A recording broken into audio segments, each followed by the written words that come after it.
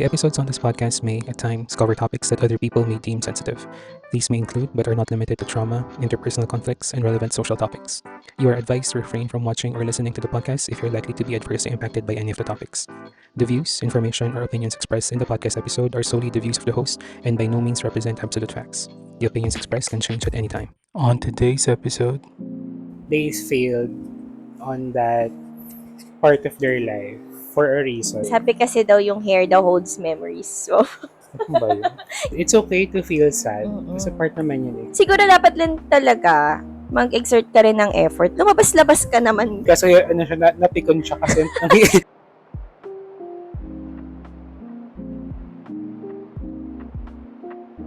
Hi everyone! Welcome sa isa na namang episode ng Sa Akin Lang Naman podcast. Hi, my name is Jet. My name is Irene. And once again, we are here to discuss your issues and your common problems on this podcast. And once again, wala pa rin si Maring Cynthia today. Yeah, And very yes, busy si Maring Cynthia. Same clothes. Ayan. Favorite natin to. Favorite oo, ng mami favorite namin. yes. So, our topic today is starting over again. Starting over again. Yeah. And now, And starting over. Oh, wag na. Yun mismo, yung topic natin, yung kantang yan. So, again, ang topic natin for today is starting over. So, siguro first question natin for today's episode will be, since we're talking about starting over, Mm-mm. what do you think that people should do if they want to start over after experiencing some setbacks or failures? Ano sa tingin mo yung dapat nilang gawin or yung pwede nilang gawin? Siguro, ang pwede nilang gawin first is that dapat ma-realize nila na ang failure is part of success. Diba? Dapat hindi sila malungkot or maging sad kasi yun naman, para maging successful ka, kailangan marami ka talagang pagdadaanan na failures. Totoo naman yun. And sa akin, siguro the first thing that they can do if they experience any form of failure or setback sa work man yan, sa studies, sa school, or kung saan man, is they have to realize that they failed on that part of their life for a reason. May dahilan naman yun lagi. Meron naman. Parang walang nangyayari sa buhay natin na walang dahilan. So, you have to realize na you failed on something because may reason there siya. is a specific reason. Hindi naman natin lagi malalaman yun kung ano yung reason na yun. Maybe it wasn't meant to be. Maybe you did something wrong. But then again, if you did something wrong, that is always a point of lesson sa atin. Parang there is always something that we can learn about that situation. Saka ang life, trial and error talaga siya. True. Eh di kung nag-fail ka, you just have to look back and reflect kung ano yung mga lessons. Yeah, saka yung lessons na natutunan mo doon and then move forward. Use it as a way to move forward. If you failed, it's okay to feel sad. Kasi part naman yun eh. Lalo na kung pinag-effortan mo talaga siya. Correct. It's okay to feel sad, to feel defeated. But then again, you failed for a specific reason. So you have to make an effort to learn what that is. Kung anong specific reason na yun. Ikaw lang naman makakaalam yun eh. Yes. Paano pag failed relationship? How will you start over? Kapag failed relationships, parang ganun din, no? Parang ganun din. You have to, pag failed relationships kasi, ang mahirap naman din is may emotional factor kasi siya. Oo. May love, may feelings, may affection na kasama dun sa effort na binigay mo. So, for some people, that may be more difficult than, let's say, kung nag-fail ka sa job mo or sa studies mo. But then, I think the approach is pretty much the same. Yeah. If you've entered a failed relationship. You have to know that feeling sadness, anger, yung lungkot, that's all part of it. So you have to let yourself... temporary. Tsaka temporary lang siya. yun. It's also better to nadamahin mo lahat ng Mm. sakit. Saka 'di ba 'pag halimbawa meron kang na-experience na failure, sa umpisa parang ang hirap eh. Pero as day Mahirap. goes by, marirealize mo na, ay kaya ko naman pala, kaya ko na Oo. pala. Sa umpisa talaga mahirap pagka nag-fail ka sa isang bagay kasi feeling mo wala ka nang pwedeng gawing tama. Parang ganyan yung feeling eh. Mm. Na kapag, ayan ba to, nag-fail ako sa ganito. Ba yan, wala akong kwenta. Minsan ganun eh. Oo. Yung parang self-defeat agad siya. Mm. But, maybe it wasn't meant to be. Maybe you were meant to do something else, something better for you. And maybe you were also meant to learn a lesson. Baka may kailangan kang baguhin. Yeah. Yan. So, kailangan mo lang siyang i-approach on And that a positive light. from a positive light. Dahil, hindi naman laging negative ang failure. That's always part of Part it. of Sa kahit anong industry, businessman yan, love, studies mo, failure is inevitable. So you have to learn to work around it and to realize that you failed at something maybe because it was meant to be. It was meant to fail. And you were meant to do something better. Baka hindi talaga ito. Baka may mas maganda ka pang pwedeng gawin. Correct.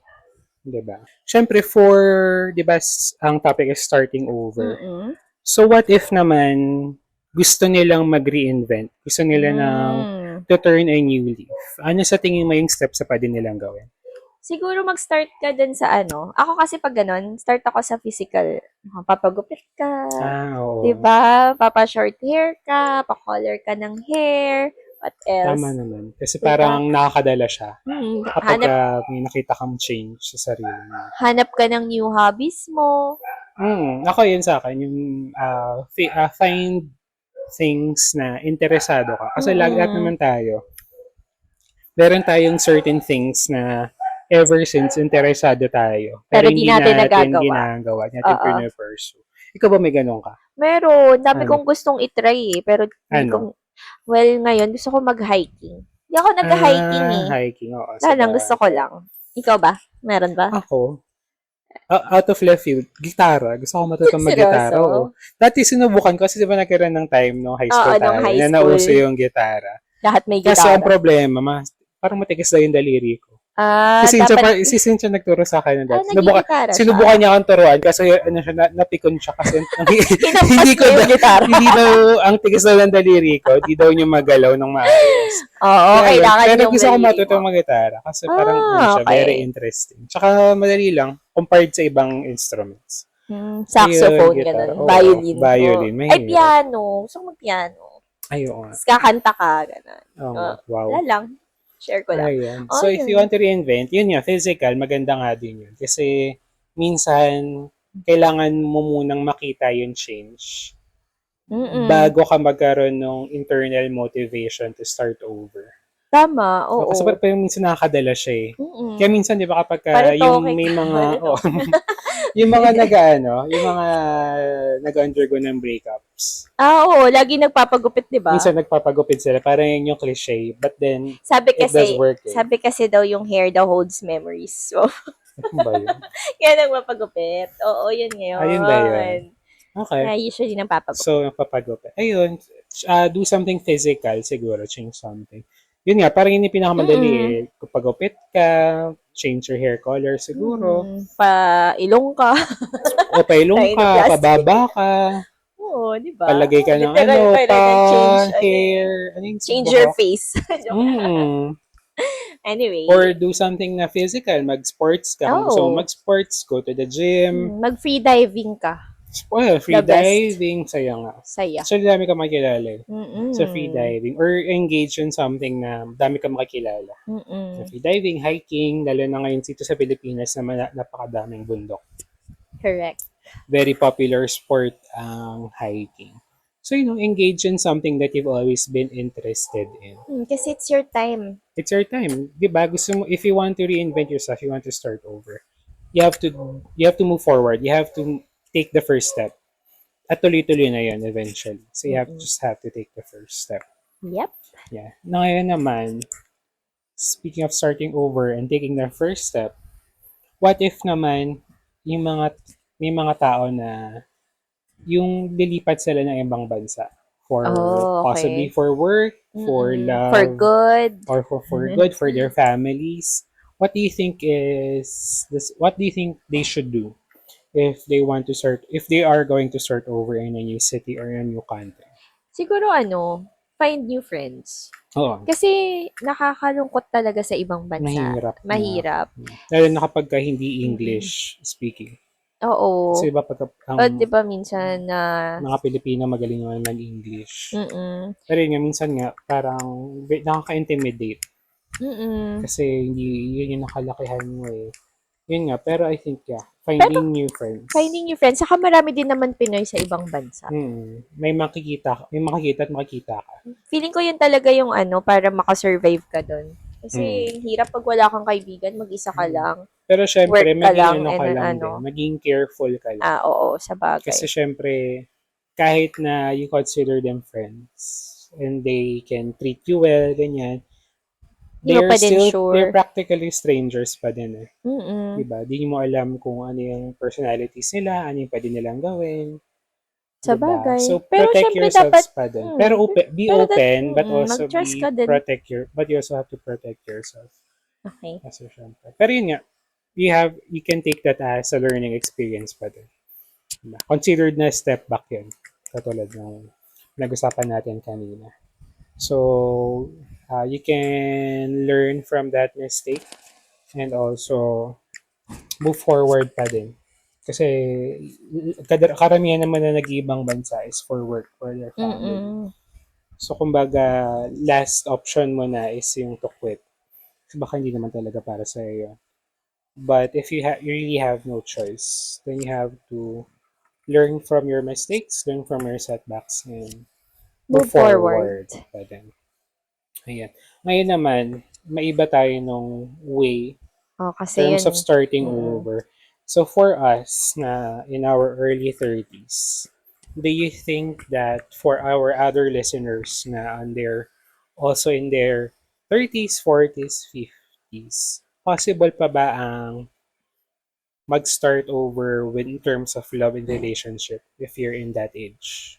Oo naman, possible yun. Possible siya. Mahirap, ewan ko, mahirap lang in a way for women. Oo, actually. For women, kasi kami parang may expiration kami.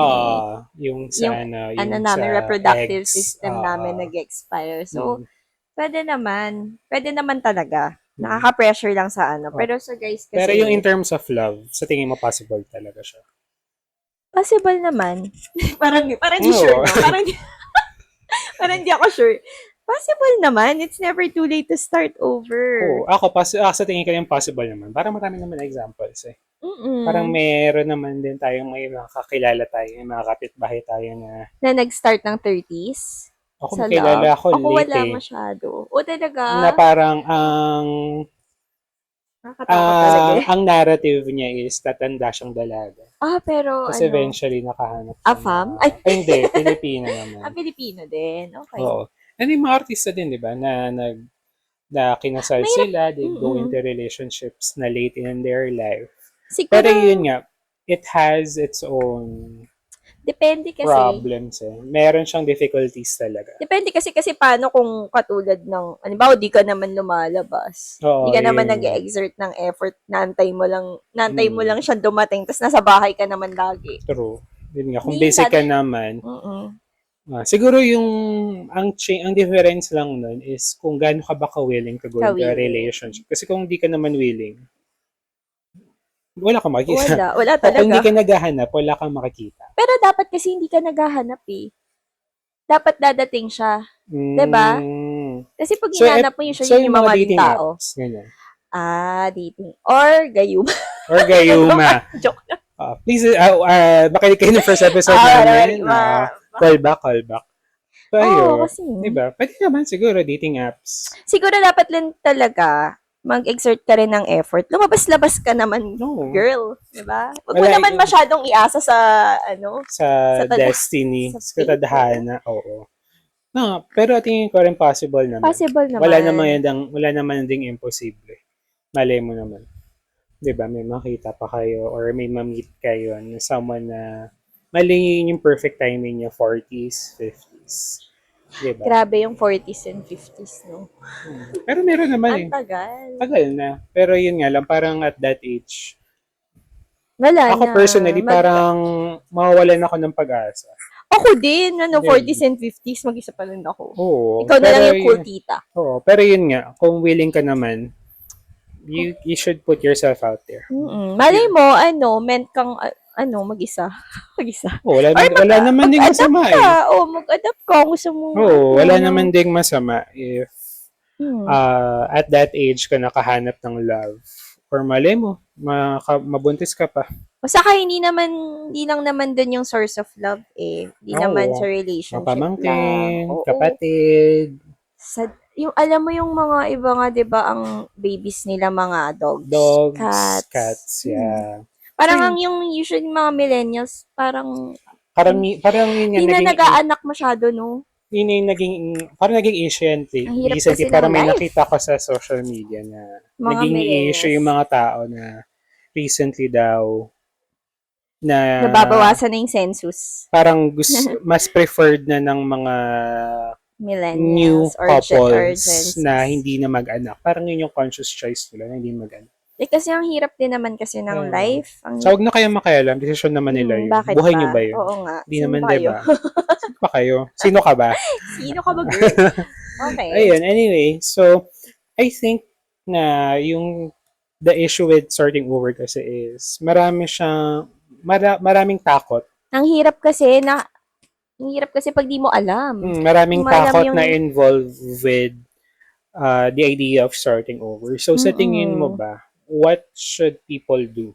Or what should people think about if they are experiencing fear or uncertainty in terms of starting over? Siguro they just have to let it go.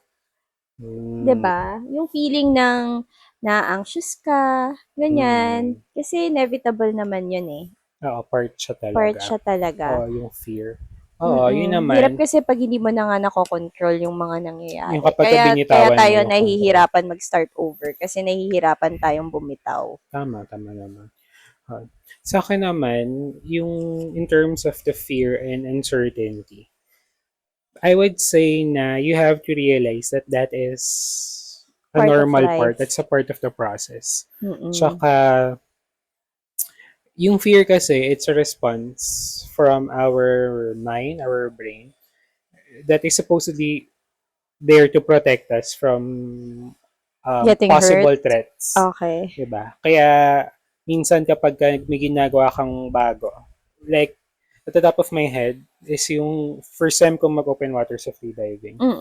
Swimmer ka ba? Hindi. Ako din hindi eh. Yung first time kong mag-open water for freediving, nagpanic attack ako dun sa mababaw na part ng dagat. Oh. Kasi sobrang lakas ng alon. And since hindi ako familiar, bagong territory siya para sa akin. Hindi mo alam pati kung ano yung mga nasa ilalim. Oo, diba? so hindi ko talaga alam. Yung kahit kita mo yung sahig nung dagat, nagpapanik ka. So nung time na yon, grabe, first time ko yun, panic attack. Yung tunnel vision talaga, nag-hyperventilate ka. But then again, kasi gusto ko talaga siyang gawin. Gusto ko talaga siyang i-pursue. So, what I did is parang, nilakasan ko na lang yung loob ko. Parang yun na lang din yung naisip ko na kailangan ko siyang gawin. Gusto ko siyang gawin. It's my decision. It's my choice. Might as well, apakan mo na yung gas. Go ahead. Push mo lang. And that's fine. It's okay to be fearful. It's okay to be scared. Pero if you really want to do something, if you really want to start over, you have to learn to face the fear. You have to make that first step. Kahit gaano pa katagal yung step. Kahit gaano katagal mong maisipan na gumawa ng first step, gaano kaliit pa yung first. Oo. Kahit gaano kaliit yun, kahit sobrang liit na step, it's still a step forward. Yeah. Kaysa naman sa hindi ka gumalaw. Or kaysa naman sa mag-step back ka. Correct. Diba? At least, if you are moving forward, kahit gaano kaliit pa yan, kahit gaano kalaking step na yan, at least you are moving towards something that you want to do and might possibly change your life. Datin malalaman, diba? Yep. Yan. So, we hope na we were able to help everyone, lahat na nakikinig, with regards to starting over. So, if you are someone who is starting over something, Good luck. May siya sa school, sa Mm-mm. work, we wish you good luck. Yep. And we hope the best for you. Isipin nyo na lang what's the best thing that could happen. So, push ka lang dyan. Push na lang. Ayun. So, once again, thank you so much for listening. And we'll see you again next week for another episode of Ang Sakin Lang Naman. Bye! Bye!